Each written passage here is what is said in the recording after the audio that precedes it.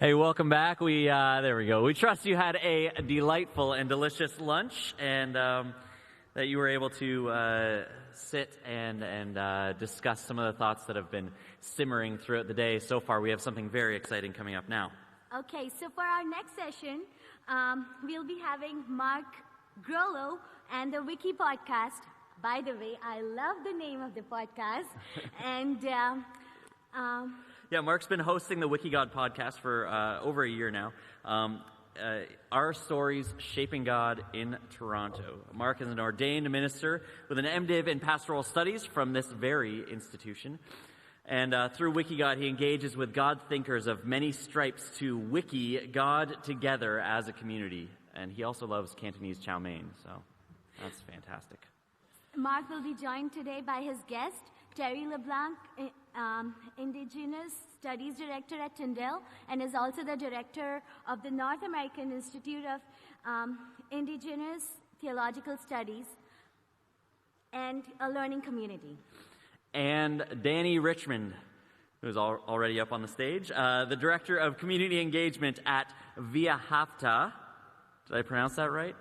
Close. A Jewish charitable social service organization dedicated to promoting positive change in the lives of people of all faiths who are marginalized by poverty.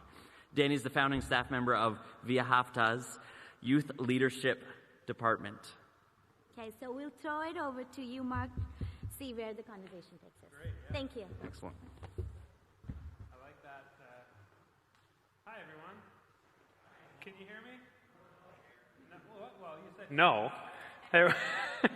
There we go. Should we all do a mic check? Just Terry, hello. Thanks for joining us. Hello. Okay, great. Good afternoon, everyone. I like that she said we'll see where the conversation takes us. I'm very interested to find out as well, so it's going to be fun. Just to start off, I know it's not Sunday morning, and I know we're not in a mega church, but I want to start off with a video clip. All right? So, can we roll the video? Some water. Water. Like fire water? That's racist, and I do not appreciate it. No.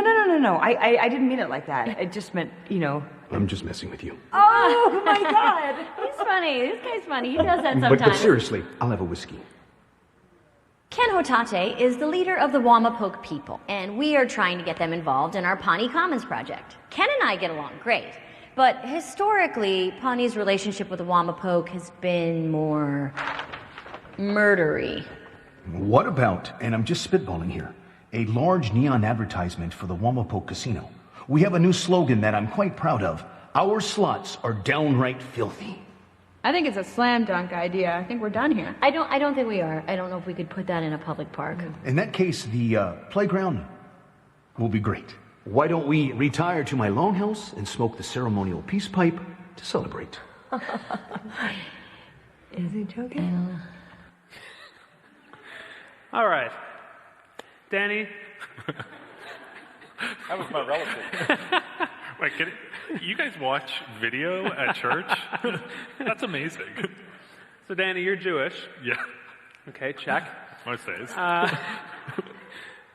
Obviously, I played that for Terry's benefit. He has a great sense of humor, so it was okay. You think? But I did kind of want to show it to... maybe you could just set the groundwork for us.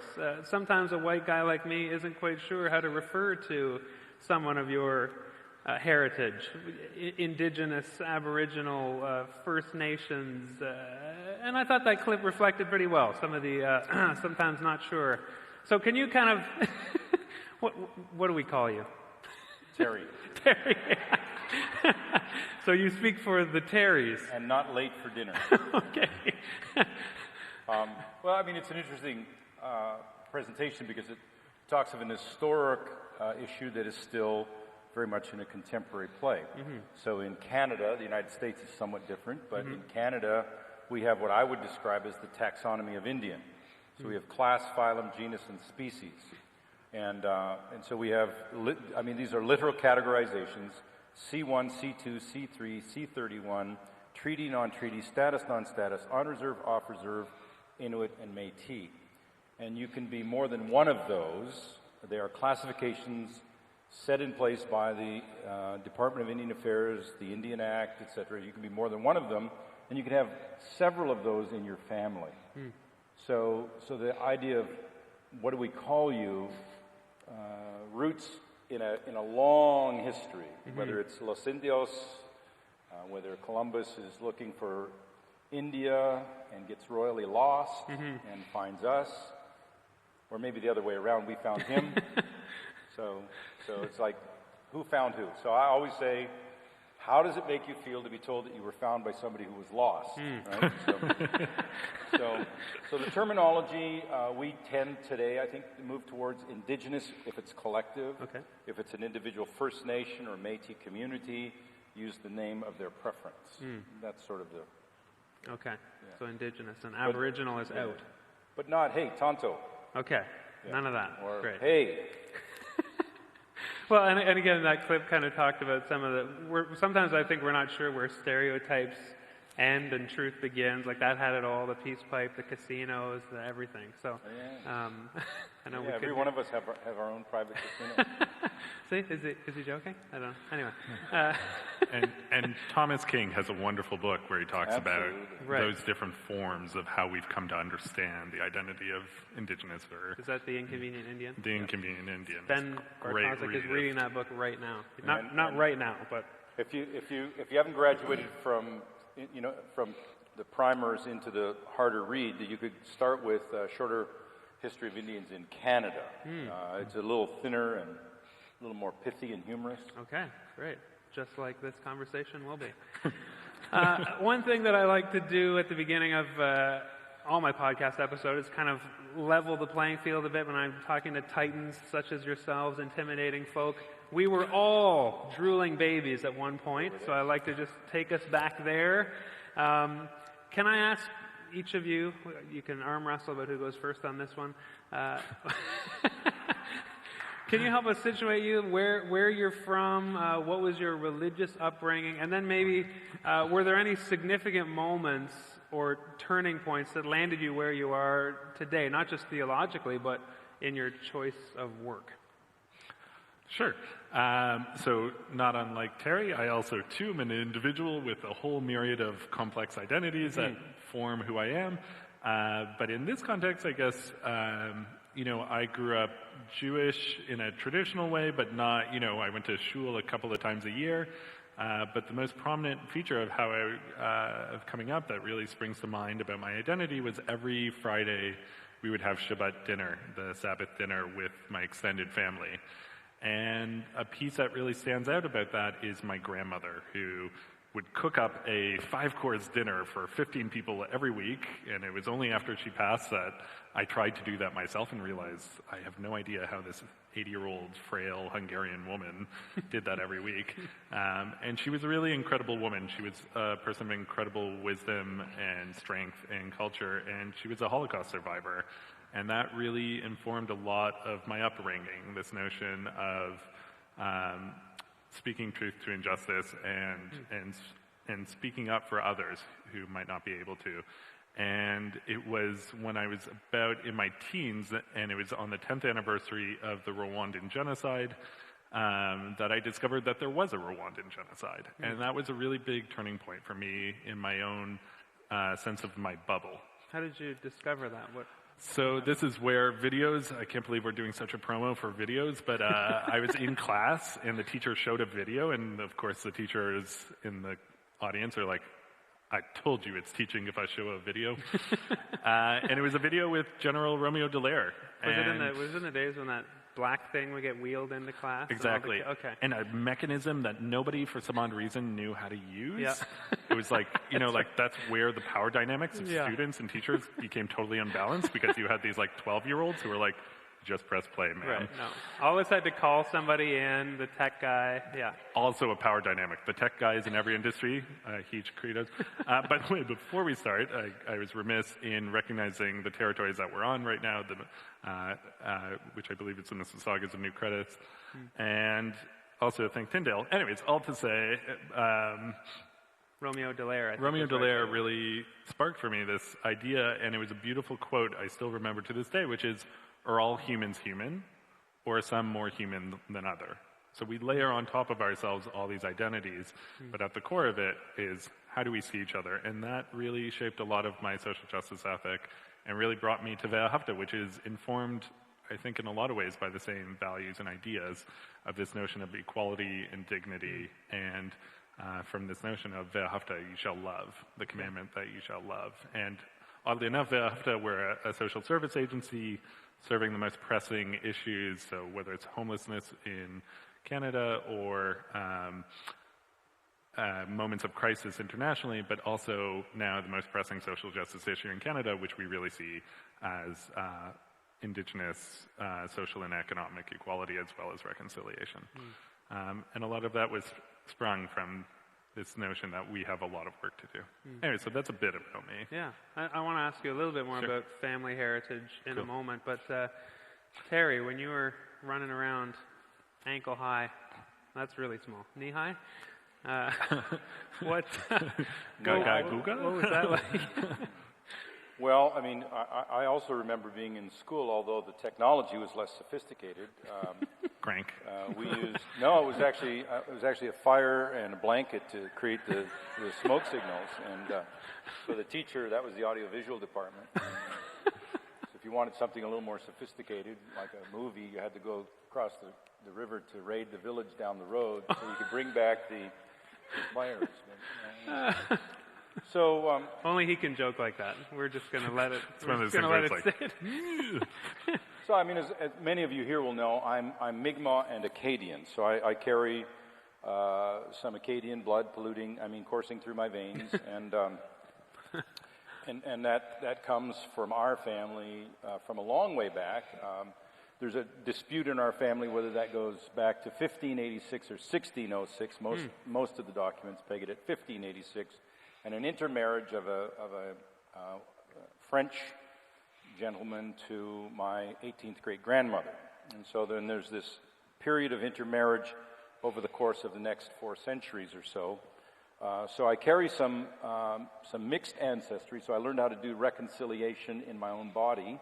And so I grew up, I was born here in Toronto because of my father's inability to live on the res after the war by law, and then we moved to the reserve, and then the guys on the res would kick me around because I was fair-skinned, and I'd go across to the Acadian side, Campbellton, and they'd kick me around because I was from the res.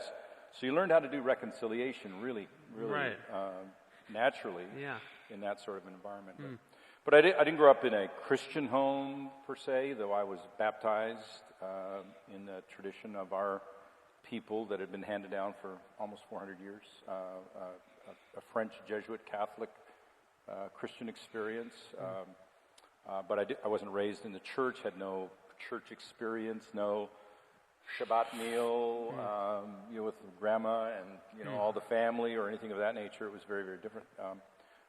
Neither was I raised particularly in the traditional religious practice or thoughts or ideas of Mi'kmaq by my father. So my father's idea was being Indian was not only not cool, didn't provide anything of substance for you, wasn't valued, so we just pushed that aside and just sort of go along to get along. So I actually spent most of my growing up years in my mother's cultural ideals and perspectives, and not until my brother and I were teenagers did we really find the loss of that somewhat overwhelming, and began to explore again what does it look like to be Mi'kmaq persons. So our heritage has this sort of back and forth experience of the majority culture, Mi'kmaq culture, reserve community life, urban life, and so forth, that shaped a lot of the way I think. There's an element of being out of place or not belonging anywhere you were, or did one feel like I belong more here than another, or did that evolve? Oh, yeah, absolutely. I mean, I'm comfortable in my skin. I consider myself, at this juncture, bicultural. I mean, I was raised speaking French and Mi'kmaq, learned English. Later, I now speak English far better than either of the other two, but I still am able to communicate in the other two reasonably effectively. In fact, my cousin on the reserve close to where we live now and I have arguments in Mi'kmaq because he thinks I pronounce things wrong and I think he pronounces things wrong. So we've at least gotten that far. Yeah, but again, reconciliation. Reconciliation. Another opportunity. But we've learned I learned to embrace my heritage, and I embrace both. So unlike many of our folks of mixed ancestry, they would say I'm Ojibwe or I'm Lakota or I say I'm Mi'kmaq and Acadian. So I carry that as a part of my heritage, though I don't do Acadian clog dancing or anything like that, or whatever they call it. And I don't wear, the sash, and I don't play the fiddle. Okay. Yeah, and I don't say, oh, but. Well, great. Thanks for telling us all the things you don't do. Maybe as the conversation progresses, we'll find out what you do. Yep, and we'll figure out some more what it means to be Jewish in today's generation. Yeah. Sure. Can you tell us a bit, Danny, about Vea Hafta and specifically the meaning? When I heard it, I thought it was Latin or something. Via, okay, the road of Hafta. What's that? It's not. It's Jewish. It's Hebrew. So Vea Hafta, it has a meaning. It has a mission. Can you tell us a bit more specifically about that? Sure. So Vea Hafta comes from the commandment, Vea Hafta l'orecha kamocha, you shall love the stranger like yourself. And it's a commandment in the Torah, and we're an agency that was founded 20 years ago that was really in response to the Rwandan genocide, in the sense that, our founder, Avram Rosenzweig, a really incredible, charismatic guy, wanted more of a formalized, institutionalized response to some of the horrors. Jewish community members were always engaged in social justice works, but he wanted an organization that was specifically dedicated to that. And over the last 20 years, it's evolved and really been responding to those moments of injustice wherever we find them. And most recently, in the last few years, we've started to shift more into the work of reconciliation, because we recognize it is one of the most foremost social justice issues in Canada. And it's been an incredible journey of learning, of understanding, of listening and learning. I've said learning quite a few times. It's really important to mention it a few times. And so what we've started to do is to build programs that help build a groundswell of support within the Jewish and wider community to work in solidarity with Indigenous communities, to heed the call of the TRC and other calls from Indigenous leaders around the social and economic injustices in our country. And we're very much at the beginning of that journey, but already we've done a lot of work, and I'm sure we'll talk about it. But it's been a really interesting exploration of how much we have in common. Like the beautiful thing when I'm sitting in a room of Indigenous youth or elders is to understand how many similarities of the role of family, the role of culture, of history, of language, of music and spirituality. And those are such powerful ways to build those bonds of love and solidarity. Yeah. So, Terry, what was kind of the impetus for founding the North American Institute for Indigenous Theological Studies? I mean, I know you're involved in a lot of institutions, but that seems like a major thing to get off the ground. It's only because I've been in a lot of institutions. All right, so being an institutionalized gentleman, what started that? What was that sense of, like, I need to, this is the thing that needs to happen? Most of us joke, and in the circle that came together over a number of years to start some of the initiatives that we're now involved in, 16, 18, 20 years down the road. We joke about the fact that we met in rehab, or we met in the lockup. But there's a certain ring of truth to it at the same time, because a lot of us grew up, not unlike many of the young folks today, with this, as I was describing earlier, sense of confusion. So we're the first people of this land, and yet we feel like it's not our home oftentimes, or we feel unwelcome in our home, or those kinds of experiences. Or when we try to be ourselves and express ourselves in unique cultural ways, we're rejected for that. When we don't try hard enough to fit into the Euro-Canadian or in the case of my colleagues in the South, your American way of thinking or acting or living, be it in the wider society or in the church, we're not welcomed. There's always this sort of back of your mind expectation that somehow you don't fit the model that they have or the picture that they have for you, and so you're trying to be reshaped into some image that you never quite fit. So, and again, I go back to my own family, my father's reflection on it. He saw nothing of value in his identity as a Mi'kmaq man, and unlike me, you couldn't mistake who he was. So we wrestled with that, all of us, and it led us down a whole range of trails and paths of misbehavior and misdirection and so forth. So only a little joking we met in rehab or lockup. But we quickly came to a common place in our experience where we are created in a particular way, and as we explored Christian faith, and that's a tradition in our family that goes back 406 years, as we explored Christian faith, we realized that we, not unlike my colleague to the left, my colleague to the right, the folks out here, we were created in the image and likeness of the Creator. And we're given a place to live in and to care for and to be part of that was an awesome responsibility. And how do we explore that?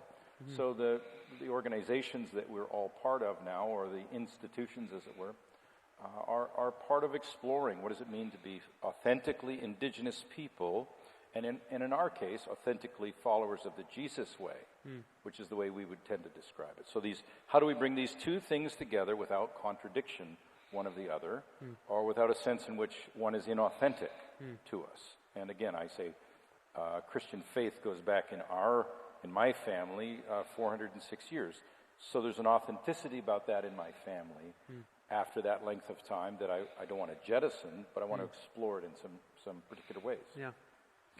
So how have your heritages helped you understand, or sadly put you in very close proximity to, victimization and atrocity, whether it's residential schools, whether it's the Shoah? Danny, maybe you could talk a bit about your grandparents and how that... Sure. It hits very close to home for you. Yeah, the Jewish holidays have a kind of sad joke to them, which is that they all boil down to, they tried to kill us, we survived, let's eat, or let's not eat, then let's eat. I always like to get to the end of that. Exactly. It's all part of the, do a little bit of this. I think Terry and I both kind of joke off some of these things, but the truth is at the root there's a lot of, hurt and pain there. And I think it all boils down to, our, or at least in my family, my grandparents, what they chose to do the day after they were so-called physically liberated, though, mentally and psychologically they were still very much still touched by the Shoah, which is the Hebrew word for the Holocaust. And it was what they chose to do afterwards, which is that they chose to build a family, to put faith in humanity, to move to Canada where they were given amazing opportunities. And some of the things they did was they helped settle new refugees to this family. And I think that, for me, is a very powerful testament to what they envisioned, that not only are we going to survive, but we're going to survive and show the opposite model. And at Ve'ahavta, I think, and for the Jewish community, that's been a strong tenet, that social justice, because we, in a few weeks we'll celebrate Passover, and a very strong sentiment within Passover is this notion of you were once strangers, or you were once slaves in Egypt, therefore you must care for the stranger, you must care for those without in our community. And that's been a very strong underpinning of the work we do at Ve'ahavta. It's one of the great features of my job is there is no single Jewish holiday or practice that doesn't have some social justice implications in it, and without stretching it too far. And so just to give you an example of how that's also framed, so we just celebrated Tu B'Shvat, which is a celebration of the trees and of nature and around the role of nature. And so one of the ways we wanted to honor the practice of reconciliation was to invite Indigenous teachers into our Tu B'Shvat program so that we could learn alongside our Jewish teachings, Indigenous teachings and traditional teachings about the land. And I have the program here, and it was beautiful how much there was contrast and comparisons and similarities and just the conversation, like, Terry's own identity, the conversation between those two, which is so fascinating and enriching. Does that answer? Amazing. That's a great answer, yeah. Terry, different kind of genocide, the residential school system. Were there echoes of that, ripples of that, effects of that in your family, your community that you became really acquainted with and had an effect on you? Yeah, absolutely. I mean, right until the mid 1990s, there was still a very clear outworking of the effort to eradicate a culture and a people, to assimilate in particular ways for particular purposes. Oftentimes, and I say this without cynicism, just a clarity that oftentimes the attempt to assimilate was simply that we would become less of an obstacle to the objectives of the dominant society. And those objectives were largely related to resource, either use, extraction, development and otherwise. I mean, the most recent event that you could connect with locally here would be Caledonia, where the community decided they wanted to build some more houses and a new development, but neglected to take account of the fact that the land wasn't theirs, that it's a part of the Haldeman Tract, which was never ceded, and there's just this assumption about the nature of the land and the space and who can do what with it and so forth. So that has continued on, and to a large extent, we're still trying to get at what does it actually mean. Do we as Indigenous folks build a bunch of big arks, throw you all in them, and send you home? Is that the answer? Probably not. Is it?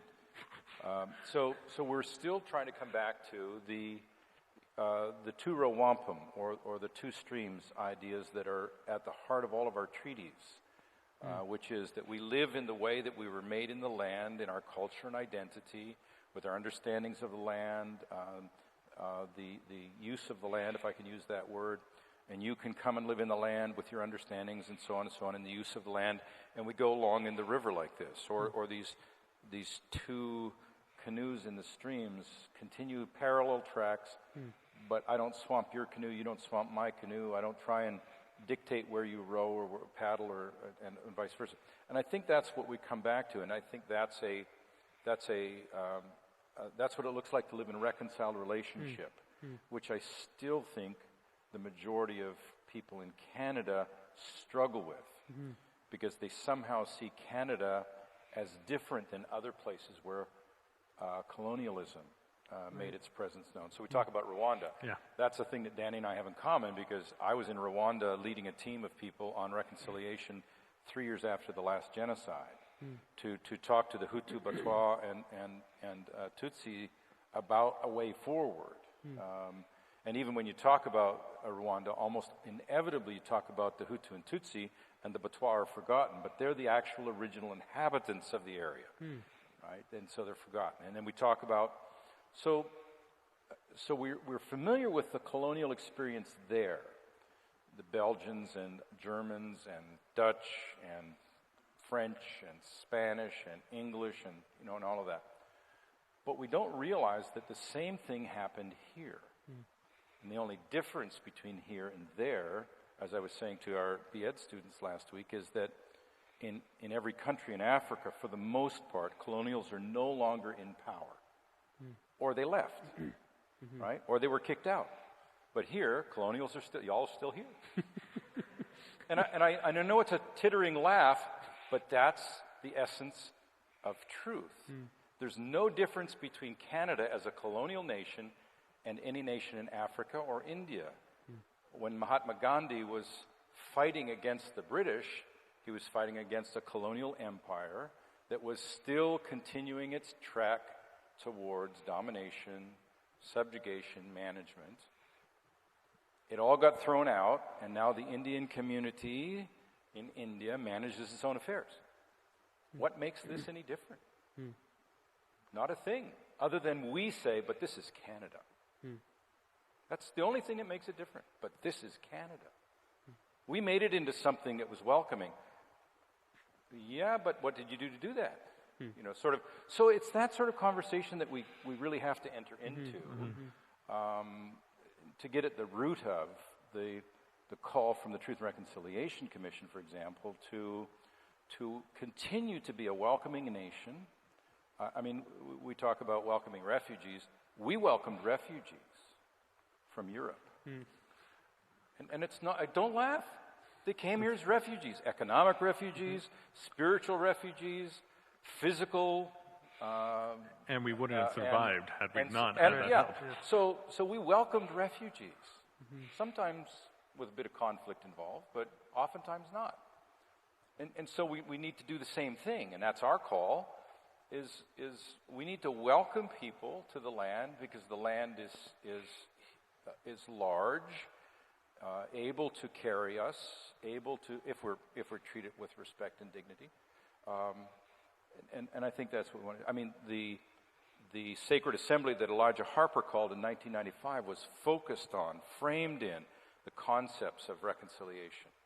And as, along with 3 other people, I was part of co-authoring 2 documents that came out of it. One was a proclamation of reconciliation, probably none of you have ever heard of. The other was a document, Principles and Priorities for a New Relationship. Now, at the table at that time were all the heads of government, federal and provincial, that were able to be there. All of the heads of the major churches, Catholic, Protestant, Protestant Mainline, Evangelical, the Evangelical Fellowship of Canada for the evangelical community and many of its representatives. Elders from across the nation were there. People of all political stripes were there. And there was a week of conversation, and out of that week of conversation, these 2 documents. But have you ever heard of them? Have you ever read them? Have you ever been exposed to them? Probably not. Because there's this sense of, we'll do the Indian thing for a bit, and then we'll go on to the next flavor of the month kind of idea.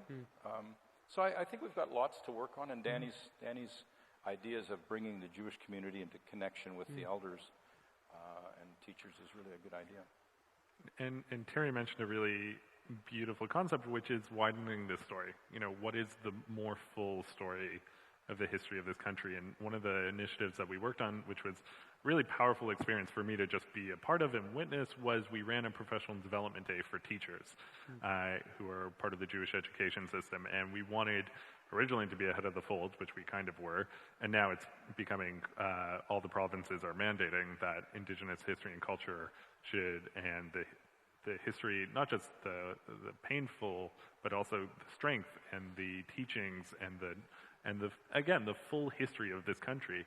And we ran a professional development day, one day drop in the bucket, but that single drop, we've already seen ripples amongst the teachers that we were working with. And it was, you know, the amount of teachers who were teaching Canadian history who said, I had no idea. I had no idea this was part of our history. And I think that's part of a strength of a country and the courage of a country and courage of leaders to say, I know this doesn't look good. I know this is painful to talk about. I know it doesn't fully fit with our image of a perfect Canada that's all welcoming, all perfect, all multicultural all the time. But it's important to do. And I think what I've seen is a lot of younger people and a lot of Canadians, frankly, excited to have that conversation, excited to see that as part of their country. Yeah. I think, Danny struck on something that's really, really important. And I mean, again, what I want to do is shout out to, just for the sake of it, but I want to say that Tyndale has engaged that better than most institutions in the last 4, 5, 6 years, 7 years. You know, I mean, it's been progressively intensified. Not just because of our participation, but that's part of it.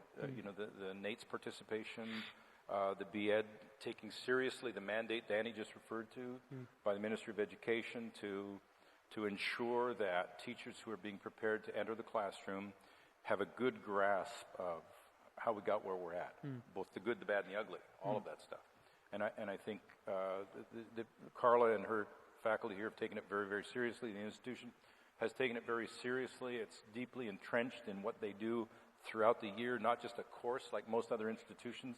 Training teachers just give them a course, and then the course is over, so we've done our job. But there's no flow to it throughout the institutional life and the educational life of the student, whereas I think that's being done here, and I think that's a good model. It's a great model. The fact that we're having this conversation here in the chapel, that Jesse and yourself and Danny and myself and the others could be here, I think it's a good model, and I think a necessary one and an ongoing need. So. Am I hearing that, so then a first step would be kind of deconstructing this myth of Canadian exceptionalism? Is that a place to start? Like you were saying, this idea that, well, the maple leaf and it's also honky-dory. How do we start this process? I mean, become acquainted with documents, sure. If somebody talks too strongly about it, we get uncomfortable and maybe shy away. Am I correct in saying that's a good place to start, that we kind of deconstruct this myth about ourselves that has been so prevalent? Yeah, I mean, I think that people labor under the misapprehension that that was then, this is now. We should get over it and get on with it, to use the Dr. Philism. And they don't realize, so when people say that to many of us, not all of us think of it that way, I suppose, but when people say that to many of us, I say, okay, which one do we get over? Yeah. So when we got over that one, you did it again. So are you saying get over that one again? Oh, yeah, but we did, but then you did it again. Right.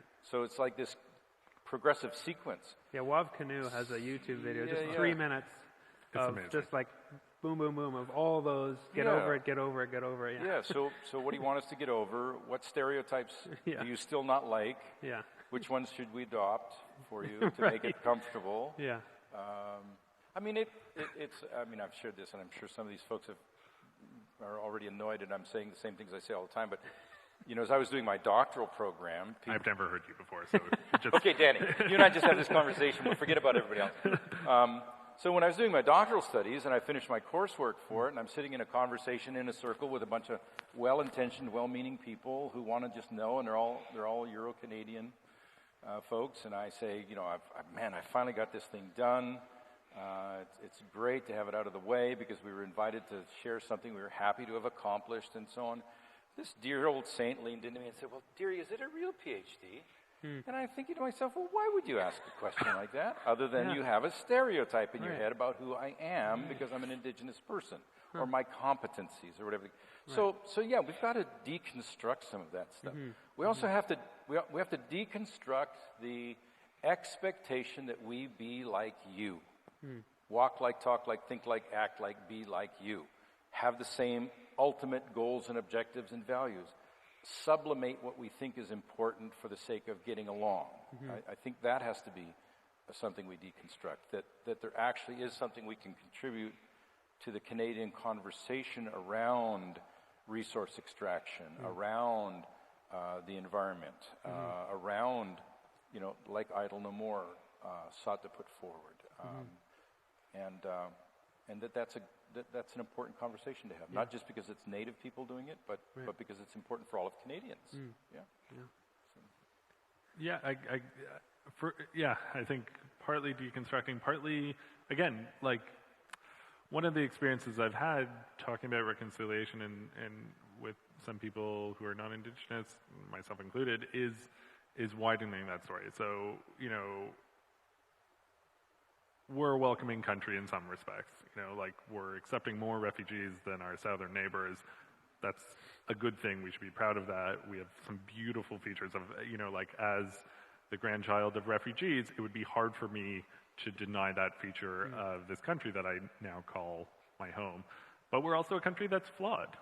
We're a country that has some very ugly parts. And one of the really powerful things I was a part of was the Truth and Reconciliation Commission invited myself and 3 other young people who are descended from different atrocities, including residential schools, Japanese head tax, Japanese internment, and Chinese head tax.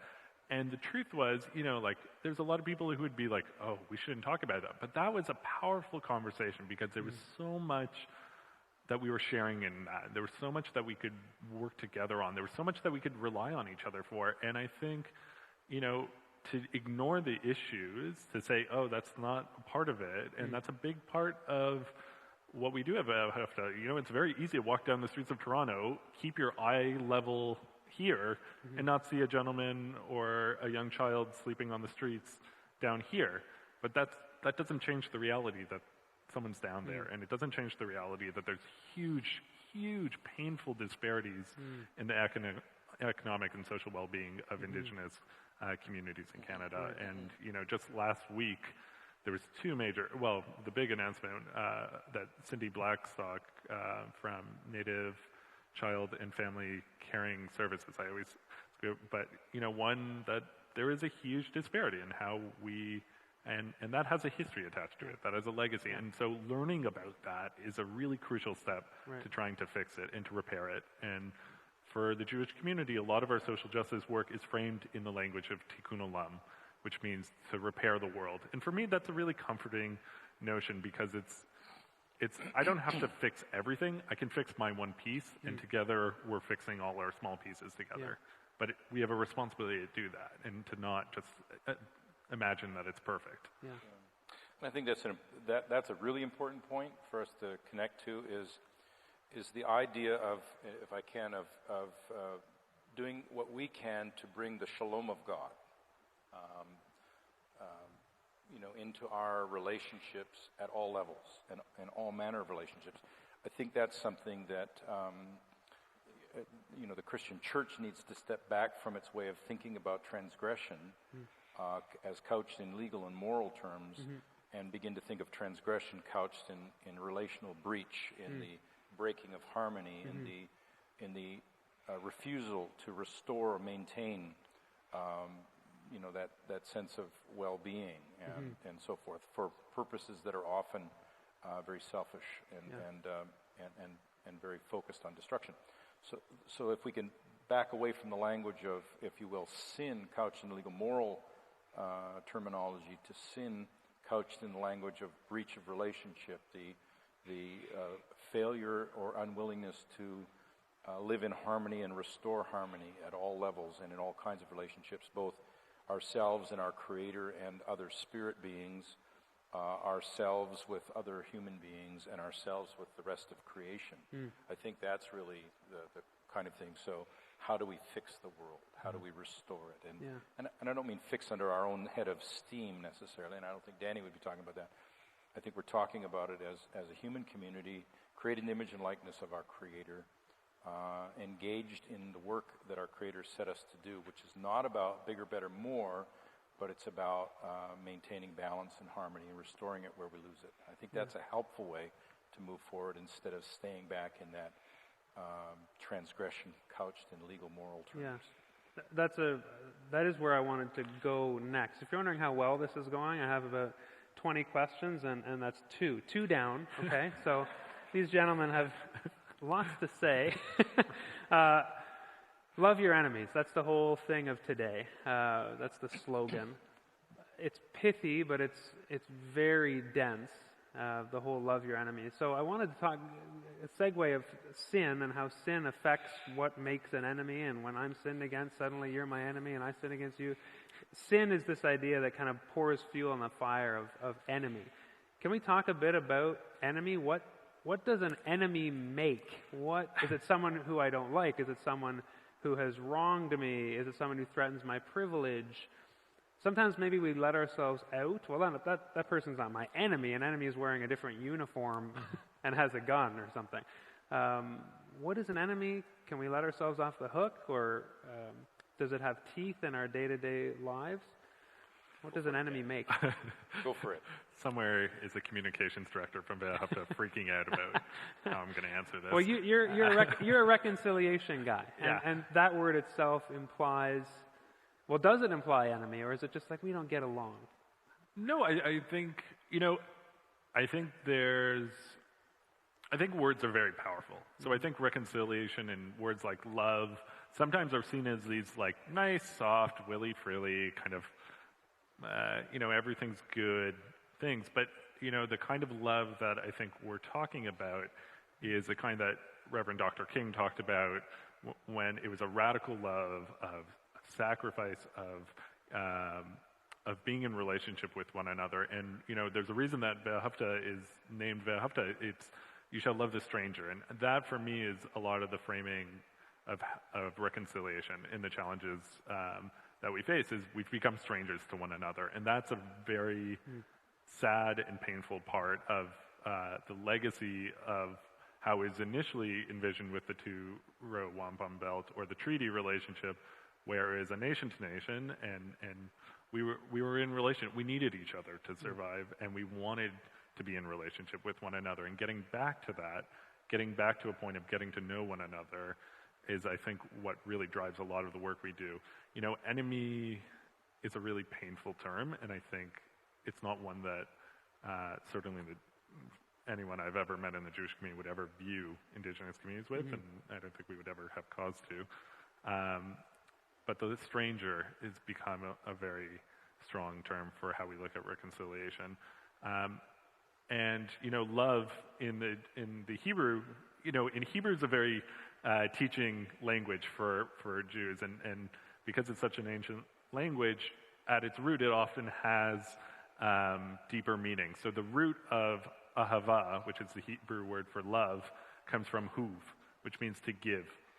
And I think that's a question that we have to ask, is how do we actually exist in a loving relationship where we're willing, and I think in this case where the equity has to be fixed, where non-Indigenous members of this country are willing to give of some of our privilege, of some of our resources, of some of our, what we see as the de facto rights, but actually are us breaking some treaties. How are we going to give? And we just brought 170 people to the Truth and Reconciliation Commission's ballet, and that was a question that was framed at one of the panels that we hosted afterwards, was, what are you willing to give? Like, let's not imagine that things can go on status quo, and that can be an act of reconciliation. Reconciliation means fixing it a bit. How do we reconcile what's been going on? Terry, I know you're itching to answer that, but I want to get you ranting on Genesis 1 to 3. Just half a second. All right. Just half a second. I just want to get him going on that. I think this is a really important thing, because oftentimes reconciliation is perceived as an event, and it's an event between nouns, Gary and Sally, Mi'kmaq and French. So there are nouns that are but Hebrew, Mi'kmaq, are more concerned about what's the action than the actors, in a sense. Because that's why, so you go to give. So it's about the act of giving. So, and our Christian theologies are deeply embedded in that, but we've forgotten. They're about action. You say you have faith? I don't see it. Right. It's not that I can't hear you say I have faith, it's I don't see you doing it. So there's an action that needs to accompany. And I think reconciliation is not event between two nouns. It's activity that's taking place that involves those nouns. And that we move forward in. And it's an ongoing thing. And so I hear, every time Danny opens his mouth, I hear, well, we were at this event and we were at this event, but I hear the action. The TRC and da-da-da-da-da. So there's this constant activity, which I really commend you for. It's great to hear. So. And process. And, It's not event, it's a process. Takes a long time sometimes, takes patience. Well, I was just going to say, our governments tend to, like our previous government, we gave the apology in 2008, what more do you want? Yeah, right. Well, I mean, that's true. What more do you want? Well, you haven't changed your behavior. Right. Reconciliation, at the very least means that you examine what you're doing. What activities are you involved in that have caused and are maintaining the breach of relationship? Stop it. At the very least, stop doing what you were doing, right? And change the course. And I think that's, again, what Danny's talking about. And that's deeply linked with the notion of tshuva. So, you reference the word sin. So in Jewish life, there's not a notion of sin in that way. The word for sin is chet, which means missing the mark. And the process in which you, quote unquote, atone for that, aside from not eating on Yom Kippur, which is a little painful, but is that food again? Food always comes into it. Is the notion of tshuva, which means to kind of correct the course and to kind of and the kind of three stages to it are you have to acknowledge it. So that's kind of like the apology. You have to actually declaratively say something's gone wrong. And then you have to stop the action. So we have to stop doing certain things, which includes, for example, last week in the papers, we've been finding ways to cheat out survivors from some of their claims. And then we have to look forward and say, what is the course of action that will take us in the other direction? And I think that's been a really powerful part. And listening to Commissioner Wilson or Commissioner Marie Sinclair talk about, they did calls to action because they didn't want them to be optional. They didn't want them to be only on the government. They saw reconciliation, and that's what we hear over and over again, is reconciliation is a process. It's both personal and collective. It means different things to different people. It can be very painful and difficult, but it can also be a really beautiful, like sitting in a room of survivors has been one of the greatest privileges of my life because you just see an inner strength and a communal strength that I don't even know how they do it, but they're really incredible. And the final two things that I've heard over and over again is that it's not just an Indigenous issue, it's a Canadian issue. It's something that we all have to work on, and it'll take time. It took us generations to create the mess of the residential school systems, and it's going to take us a long time. So just, I really agree with Terry's point. Just because you have an apology on August, whatever it was, or, doesn't mean August the next day. See, you've even forgotten. It's great, yeah. Right. I don't remember the day. I can remember the words of the apology, but, it doesn't mean the next day everything's peachy keen and nothing's gone wrong anymore. And I wonder if you talk about nounifying things, the nounification of sin, missing the mark is it's a verb. There's verbiage there. Whereas in Christian circles, we seem much more comfortable with the sin stamp. This is sinful. I'm a sinner. Sin is a very noun thing. But we do come from a tradition of missing the mark. That's in Greek too. And I recently heard a theologian named John Cobb say if we hadn't put a word in, if we had just left it missing the mark, it's way harder to marginalize. If that's our language around sin, I've missed the mark. I'm a misser of the mark. You missed the mark. There's a lot more potential built in. The word sin is such a conversation ender or a branding device or things like that. Does that get you ranting on Genesis 1? Yes? I'm trying to prime it. Can you talk about creation order a little bit and how some of the misunderstandings about the way we might read about the created order, it sheds light on fragmentation and on really the anthropological formation of enemies. How, as human beings, we have been so prone to enemy making. Is there a way that we're reading the creation story that contributes to that? Makes it easier for Christians, anyway, than it should be. Yes. Great. Next question. There's the rant. That's the rant you've been waiting for. You should have heard him over lunch 3 days ago. My goodness. My name's not Rick Mercer. We'll get some graffiti walls behind you. Yeah, exactly. I'll walk up and down now. Camera can follow. I do think that's true, and obviously it's a perspective. So obviously I go to the text and I look for what's the action in the text,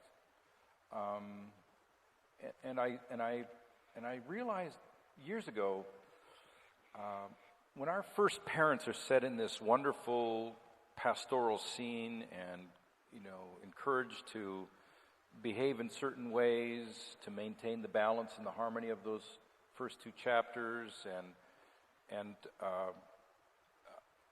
there are expectations on them. The expectations are not laws. When you do these things, you maintain relationship, right? When you do these things, you maintain relationship with God. When you do these things, you maintain relationship with one another. When you do these things, you maintain relationship and relatedness to the rest of creation, and all in a good way. So when God says it's good, it's good, it's good, it's good, it's good, it's very good, there's this literary device unfolding that announces the perfection of this created order. It's living in this place of harmony and balance, the shalom of God, if you will, which is about more than the lack of conflict present of peace. It's about the whole of it living as it's intended to be. So all of that's in this place. And then all of a sudden our first parents decide,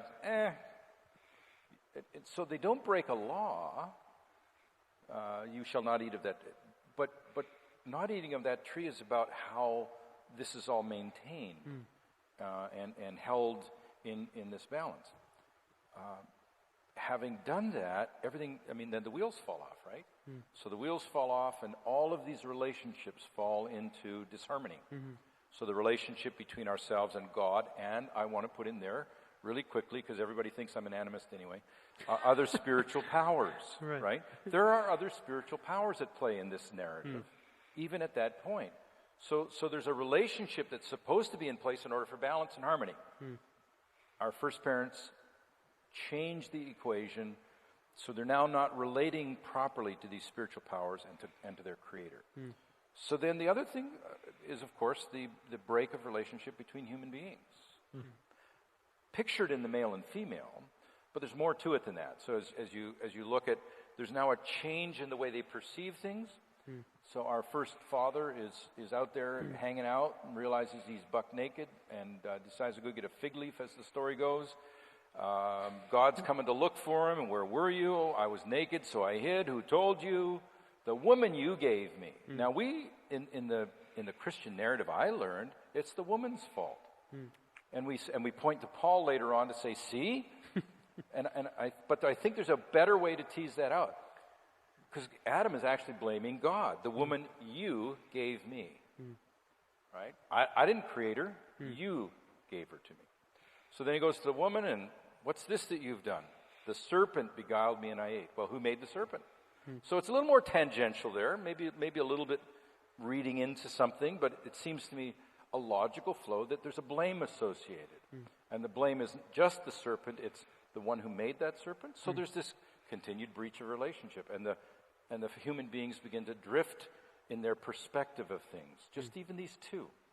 And I think that continues, and we see the breach of human relationship and the disharmony of that continuing to be teased out as we go along. And then, of course, the obvious ones that we point to are the breakdown of right relationship with and right relatedness to the rest of creation. And that goes to how we manipulate it, abuse it, use it, our expectation that it's going to be destroyed anyway. So once we're done with this thing, Dad's going to give us a new one, kind of stuff after we've messed up this toy.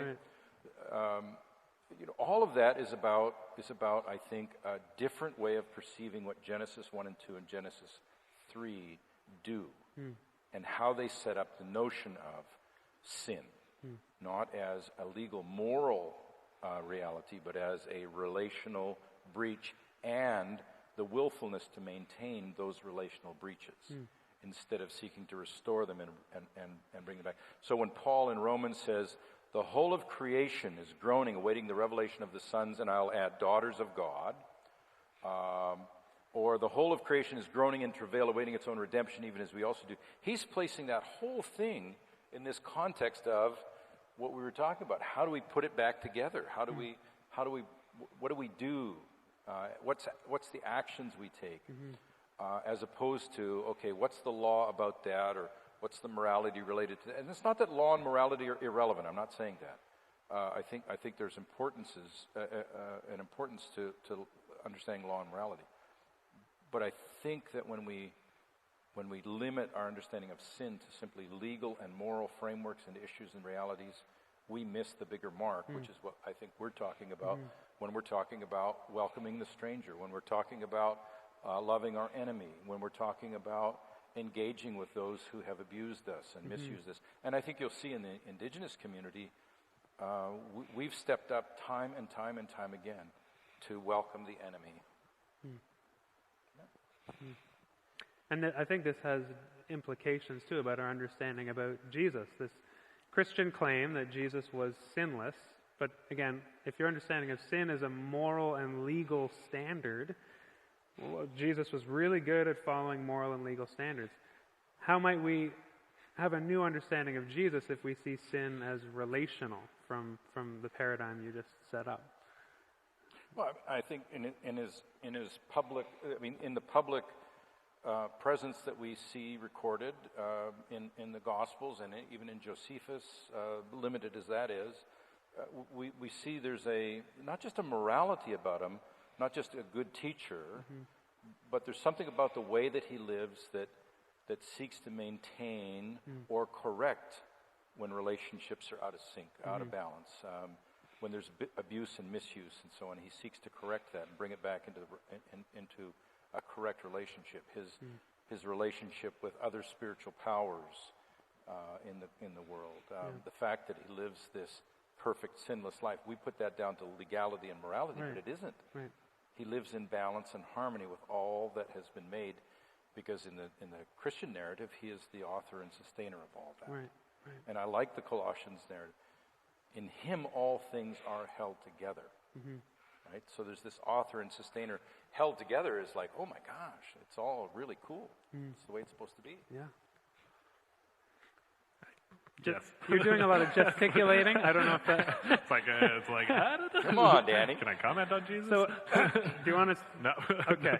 No, but just to say, I don't know if you've noticed, I'm not a theologian, but... No one would have noticed. Mind. You just... but you're a little bit better. We almost did, with just 3 minutes left, you hit it so well. I know, I got the 5-minute mark. It was like, oh, tell 5, him. great. So, one of the common themes of the leaders in the Jewish tradition and in the First Testament, Old Testament, however, is that often that their call from God is answered with a common phrase, which is hineni, here I am. And, you reference that, where are you? Or someone referenced, where are you? I don't think that was God not knowing where the person was, like it would be hard to think of an all-knowing God being like, hey, where'd you go?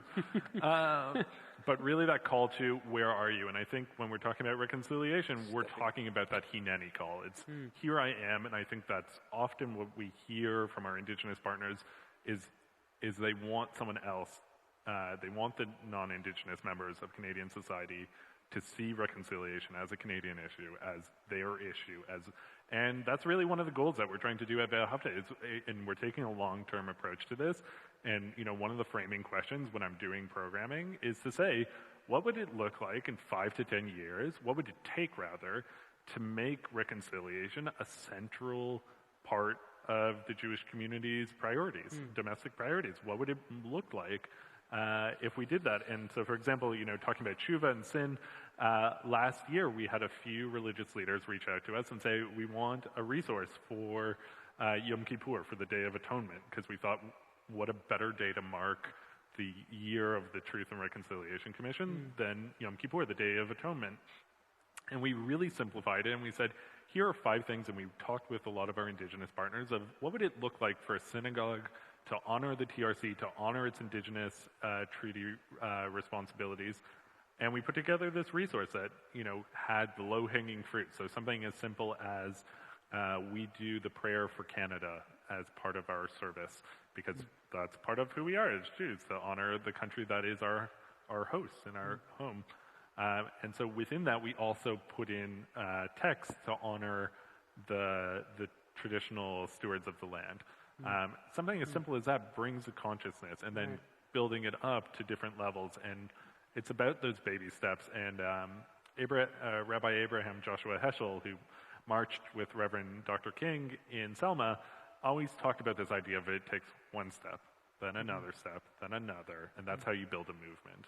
And I think you're hearing all these small little steps we can all take to do the act, and really it just starts with questions.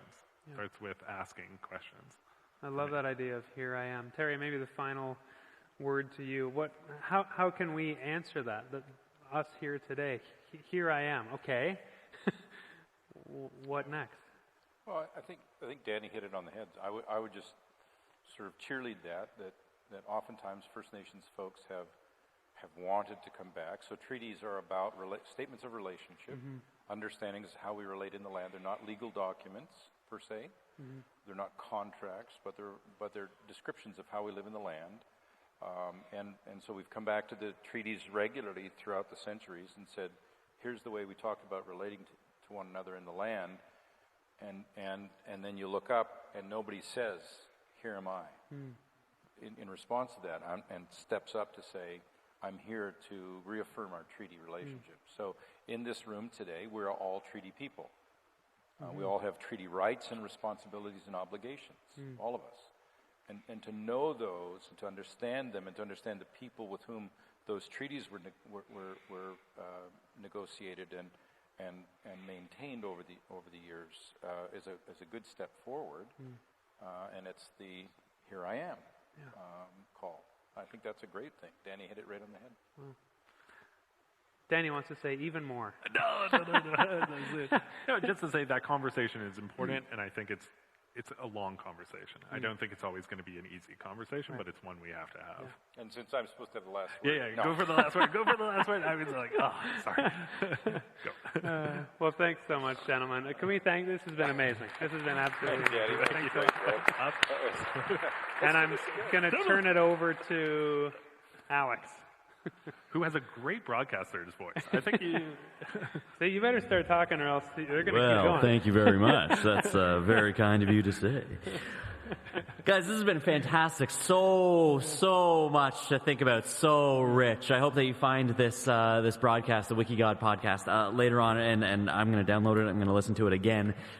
So many points that jumped out at me there. And I think specifically overall this idea of reconciliation is massive, and it being an action-based thing. I love it. It's such a theme throughout the day now that I'm seeing pop up, that this isn't just about, yeah, I love those people. I do, because I'm a Christian. It's, what are you doing to show that? How are you loving? What are you doing? Here I am. That whole, oh man, so rich, so good. Thank you. Thank you very much, Mark. Great job leading that interview. And from here, I think we all need a break. Although I feel like I'm just getting started. So there's a short time for a break again before a couple more breakout sessions, and then we will be back here at 4:10 for the final wrap-up thoughts for the day. So please go get a drink, go get a snack, fuel yourself, head out to the breakouts that I think are just one that way and one that way, and we will be back here at 4:10. 3:10? Thanks. 3:10. The breakout sessions start at 3. We'll be back here at 4:10. Oh, got it. Okay.